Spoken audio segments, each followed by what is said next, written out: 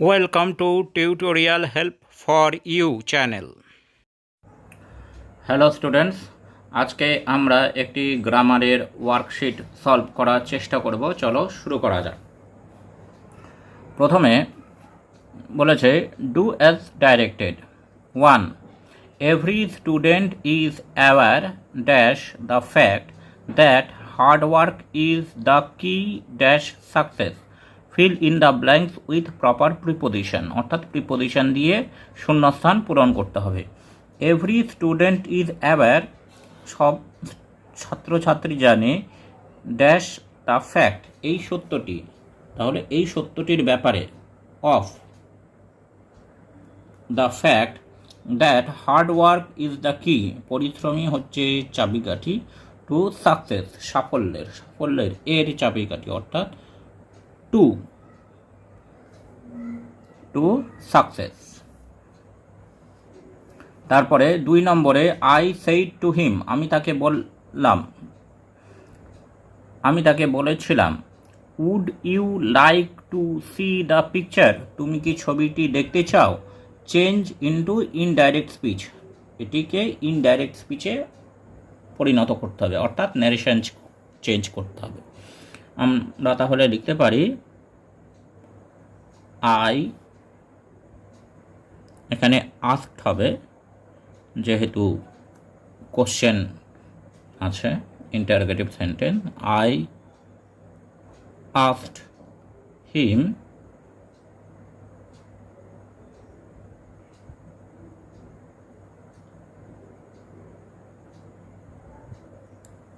whether he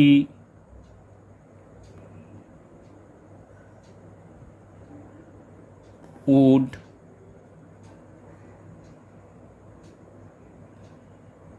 like to see the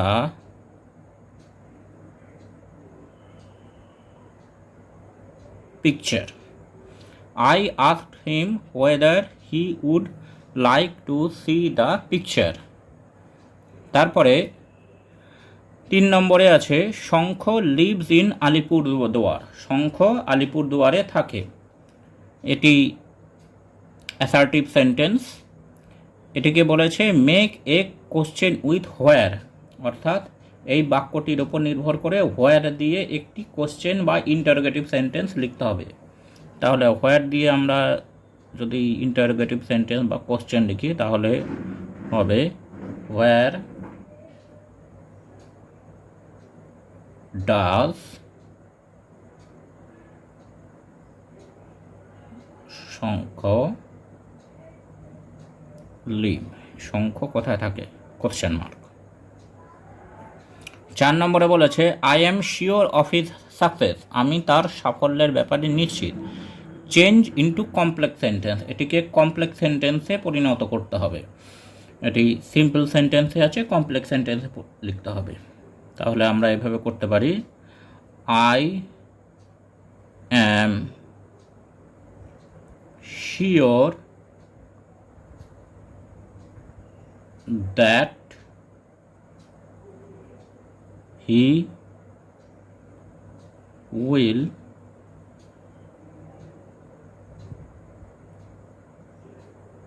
succeed.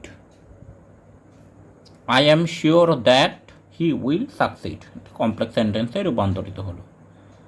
5 নম্বরে বলেছে who does not wish to be happy, কে সুখী হতে চায় না। এটি ইন্টারোগেটিভ সেন্টেন্সে আছে, এটাকে বলেছে মেক ইট অ্যাফার্মেটিভ, অর্থাৎ হ্যাঁ বাচক শব্দে বাক্যে এটিকে রূপান্তরিত করতে হবে। অ্যাফার্মেটিভে যদি রূপান্তরিত করতে হয় তাহলে আমরা এভাবে লিখতে পারি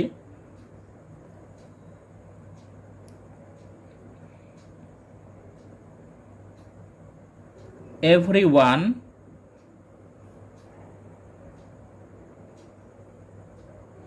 wishes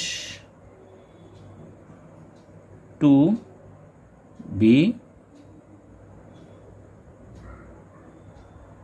happy. Everyone wishes to be happy. সবাই সুখী হতে চায়। এবার 6 নম্বরে বলেছে Bumrah bowls faster than any other player in the team. Bumrah দলের বাকি খেলোয়াড়দের থেকে জোরে বল করে। এটি কম্প্যারেটিভ ডিগ্রিতে আছে। এখানে বলেছে ইউজ পজিটিভ ডিগ্রি অফ ফাস্টার, অর্থাৎ পজিটিভ ডিগ্রিতে এটিকে লিখতে হবে। তাহলে আমরা এইভাবে লিখতে পারি no other player in the team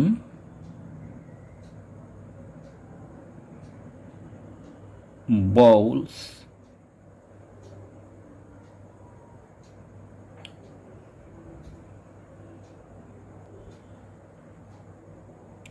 as fast as Bumrah. No other player in the team bowls as fast as Bumrah. এইভাবে আমরা পজিটিভ ডিগ্রিতে লিখতে পারি। 7 নম্বরে বলেছে Naren blamed his friend for the trouble. Naren তার বন্ধুদেরকে দায়ী করলো এই সমস্যার জন্য। Rewrite using the noun of blamed. Blamed এই শব্দটি এটি ভার্বে আছে, এটির নাউন ফর্ম দিয়ে আমাদের বাক্যটা লিখতে হবে। তাহলে আমরা এভাবে লিখতে পারি Naren put the blame on his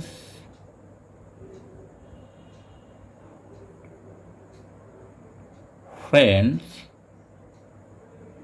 for the trouble. Naren put the blame on his friends for the trouble. এই সমস্যার জন্য নরেন দায় তার বন্ধুদের ওপর চাপালো। এইবার 8 নম্বরে বলছে the enemy had to surrender at last. শত্রুকে শেষ পর্যন্ত আত্মসমর্পণ করতে হয়েছিল। Right phrasal verb of surrender. সারেন্ডারের ফ্রেজার ভার্ব লিখতে হবে। সারেন্ডারের ফ্রেজার ভার্ব হচ্ছে গিভ আপ। তাহলে আমরা লিখব the enemy had to give up at last. সারেন্ডারের বদলে গিভ আপ বসলো। আর শেষে আছে triumph and disaster deceive us. Triumph জয় এবং ডিজাস্টার পরাজয় আমাদেরকে ছলনা করে। চেঞ্জ দ্য ভয়েস, অর্থাৎ ভয়েস চেঞ্জ করতে হবে। তাহলে ট্রাম্প অ্যান্ড ডিজাস্টার ডিসিভ আস, এখানে ট্রাম্প অ্যান্ড ডিজাস্টার এটাকে যদি আমরা সাবজেক্ট হিসেবে ধরি এবং আসটাকে যদি আমরা অবজেক্ট হিসেবে ধরি, তাহলে আমরা এইভাবে ভয়েস চেঞ্জটা করতে পারি। We are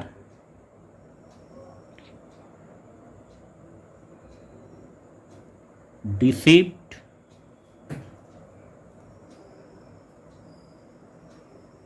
by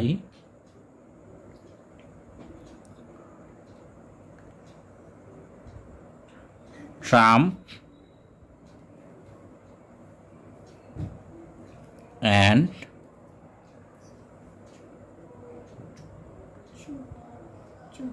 disaster. We are deceived by Trump and disaster. Thanks for watching this video. তোমরা ফেসবুক এবং ইমেলে কন্ট্যাক্ট করতে পারো।